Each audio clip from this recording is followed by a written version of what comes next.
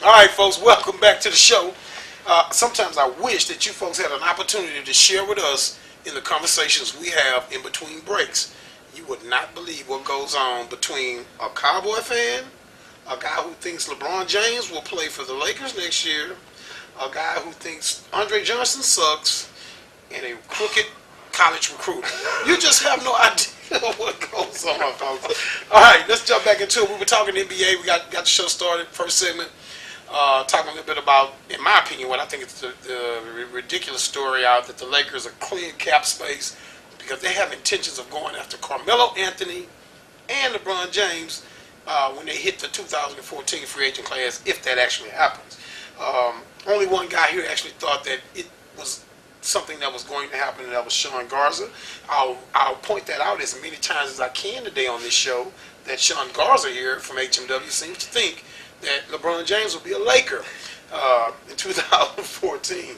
Go ahead and follow me on Twitter at Craig Shelton HMW, Facebook at Craig HMW Shelton, and you can see the Facebook handles and Twitter handles of all of the guests tonight at different times during the show. Please feel free to give us a follow and talk about the topics on this show.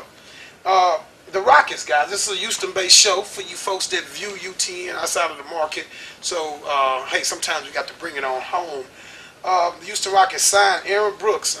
The Rockets drafted Aaron Brooks initially, and when the Rockets got Kyle Lowry, Aaron had some injury issues and some attitude issues and reportedly some cannabis issues. Okay, that's not official. But with the Oregon, come on. Yeah, okay. But nevertheless, he was brought back last year at the end of the season. I think he played, 7 games or so? Got significant time, or sometime on the floor. Rockets re-signed Brooks to a 1-year deal. They go out and get Reggie Williams, a 6'6" swing guard who can shoot the ball a little bit at a pretty good clip and shoot threes at a very respectful clip. Something that Fred mentioned before the show, and I agree with you 100%. Right about now, I'll let you talk about that a little bit. Darren Moore is looking for guys that can shoot the ball. Tell them why. Well, because of the Dwight Howard signing, the one thing that worked very well with him in Orlando was spreading the field, spreading the court, putting a lot of shooters around him. Mm-hmm. And Darren Brooks, same thing. If you could shoot 38% right now from 3 points or better, the Rockets are going to sign you and bring you in and take a look and find guys who can space the floor for Dwight Howard. Because if you can do that and hit threes, as Chandler Parsons can do, Francisco Garcia was a good guy to bring back for the same reason. Definitely, that. And you put all of those guys around him, then you run pick and roll with Harden and Howard, and you've got a very effective offense. So I expect them to continue to look for guys like that. Their second-round draft pick was another guy who just shoots a basketball. Definitely. And it was designed with Dwight Howard in mind. And I think that's the kind of team you're going to see going into next season. And we'll see them pick up a few more of these guys. And I expect them to make a big trade, too. But when they do, I'll be stunned if it's not for a stretch forward can hit threes or for another point guard that can hit threes better than Jeremy Lin can. The Rockets re-signed Aaron Brooks to a 1-year deal and inked unrestricted free agent Reggie Williams to a multi-year deal. I think I said 3 years earlier, but it may be a 2-year deal. The Rockets drafted Brooks in the first round at number 26 of the 2007 draft that we talked a little bit about. Averaged 11 points, 3 assists in 325 games with the Rockets and 149 starts. NBA Six-Man Player of the Year in 2000. Brooks became the 6th player, in NBA history to make at least 200 three-pointers and dish out 400 or more assists. Folks, let's not forget that Aaron Brooks is kind of a freakish little guy, but he's a very, very athletic guy. I would imagine he's probably still one of the quickest guards in the NBA. You're not going to get up and down the floor any faster than Aaron Brooks. And I always thought that if Aaron Brooks' discipline and his confidence were to meet at a common ground, you know what I mean? This guy is a second-tier NBA point guard. He's a starter. He's not Derrick Rose. He's not Chris Paul. But he's the type of guy that would run out and compete with those guys in a series because he's Vernon Maxwell, who didn't want to sit down and play behind Clyde Drexler when the Rockets got Clyde Drexler. He's that guy. He may be not that elite guy, but he believes he is. You know, people tell you all the time, Mario Chalmers thinks he's the best player on the floor with the Miami Heat. You need guys that are not your primary guys that are willing to take big shots, that are willing to take on elite level players and compete with those folks. So that's a great signing for the Rockets getting that guy back. Somebody tell me on this panel what the Rockets. We know what they're saying. We know what GM Daryl Morey is saying, that Dwight Howard wants to play with Amir Asik. Dwight Howard wants to play with Jeremy Lin. I can't buy that. I can buy that Dwight Howard may have said that, but and Morey even joked about, well, I'm not the GM anymore. You know, these guys are the GMs now. What's going on? Is Amir Asik going to be a Rocket? I feel like he'll start the season as a Rocket. Does he make it past the trade deadline?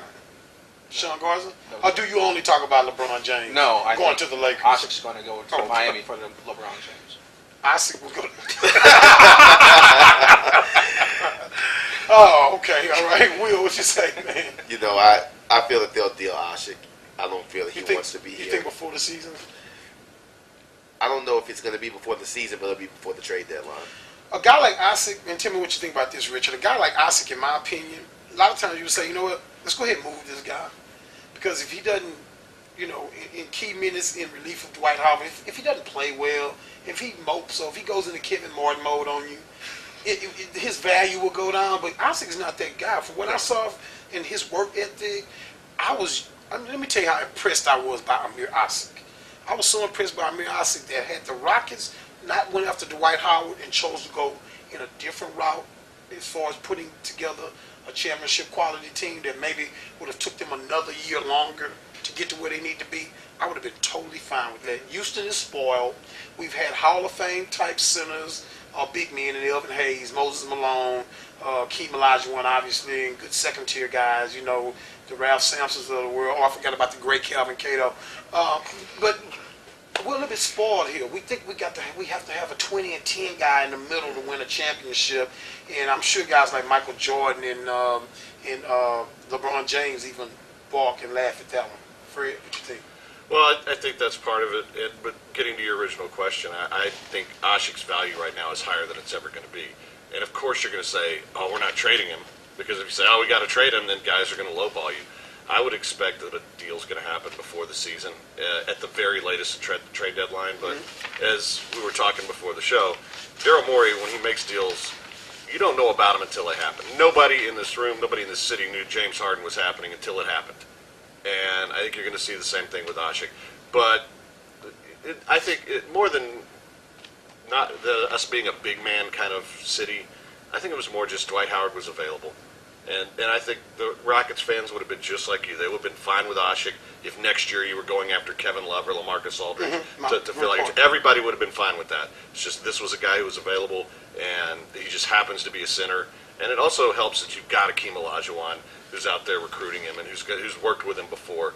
And I think that's more what it was than just a matter of we needed that superstar center. I feel that the Dwight Howard move was already put into play. They wanted Dwight Howard before, but Daryl Morey didn't have the pieces in place. But I think it was really strategic by him to get James Harden to even pull Dwight Howard here. I think that it was all a part of his master plan. And Chandler Parsons. I think it was a part of his master plan to basically draw him back to Houston after that year with the Lakers. I feel that he had a plan in place even before that with getting James Harden. So let me take this route with it. And I'm thinking about what Fred's comment that Rocket fans would have been, just as fine. I don't know if they would have been, and that wasn't my intention. I don't know if they would have been just as fine, because I think passing on an elite level guy like Howard with a lot of people, I think if it was a situation where Dwight Howard is available and he's had some interest in Houston that's kind of, agreeable or well-known interest in Houston, and Morey decided to philosophically go a different direction, I think a lot of people would have a problem with that. Yeah, but that's not what I was saying. In those terms. That's not what I was saying, though, because no, obviously, I was purposely trying to misrepresent you. If you want Dwight Howard, if Dwight Howard wants you, boom. But if he had decided to stay in LA or, God forbid, go to Dallas, yeah. I think fans would have been fine with that next move. Yeah. It's like you've already got James Harden, and Asik's fine. Now we'll get another superstar.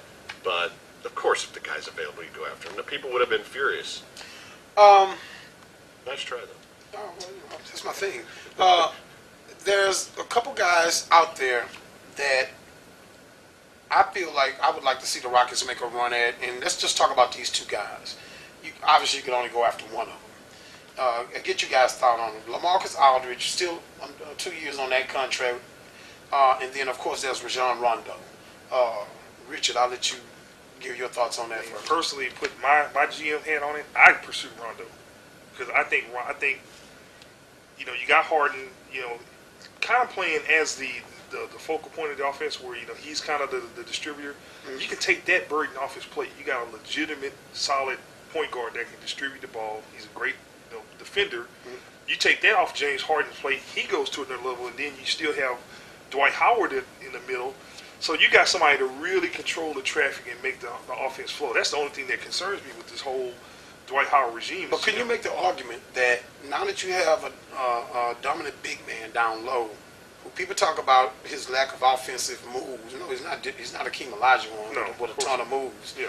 Or even Shaq, Patrick Ewing, but he's not Kelvin Cato either. Right. Yeah. He's a junk basket guy. Right. And he should do well in a pick and roll, even though it's reported that he's not crazy about the pick and roll. With his athleticism and foot movement, he should do great in those type of scenarios. But can you make the argument that Rondo pretty much fits any team because he's Ray Jones? Yeah, I would agree with that. But in this situation where you've got an elite scorer outside in James Harden, and with Dwight Howard's injury history, and because the way the team is going to be designed offensively, because you've got a dominant big man down low and a great shooter outside, wouldn't it be better to go after a dominant four to pair rather than go after Rondo? Rather than if Howard's injured, you're not the same team regardless, unless you but got the team another doesn't dominant. have to change philosophically to score and defeat. Well, it would depend on because of the way it's built. It would depend on who else you're going to get to back up Howard, but I don't think that it changes the entire philosophy of the team if he gets hurt. If he gets hurt, you are a different backups for a reason. Yeah. But we're talking about a third star. You know what I mean? And if we're talking about that third star, and you get into a scenario where you were to lose Dwight Howard for any significant amount of time, wouldn't it be better to have a LaMarcus Aldridge or Kevin Love down low? Yeah, that's especially if it's maybe both of them are adequate rebounders. Love is an elite rebounder. I agree, but to go into a player personnel perspective with the mindset of you being conservative or thinking about what if scenarios if somebody gets hit, that's kind of Kubiakian. That's Kubiak. I like the way I you just said Kubiakian. Yes. You just said hashtag Kubiakian. That's the ultra conservative. Oh my God! Hashtag. Oh my God! There's a banana peel 20 miles down the road. Let's not step on it. You can't go into that with that type of mindset. You know for sure that I'm focused on the team that I do have on my roster. I'm putting them on the floor together. Whatever scenarios come up, we'll cross that bridge when we get to it. But I'm not going to make a personnel move because what might happen with Dwight Howard getting injured. Yeah, I just think that if you can make yourself elite in the post with bigs, where everybody struggles for elite play from bigs in the playoffs, and I'm thinking about playoffs. We all scream that this is a guard league and all this, but once we get to the playoffs, everybody's bitching and whining about bigs. But yet it's a guard league. If you're dominating in the paint with your 4 and your 5, and then you have Mr. Beard on the perimeter, I just think that you offer a dynamic. You let me know what other teams in the league can match it. I'll be willing to make that argument any time. Folks, we'll run to a break. When we come back, the Laker fan will still be in the house. It's the Cutt right here with Craig Shelton. Who knows? Maybe LeBron James will be on the Lakers by then. Hang in there. We'll be right back.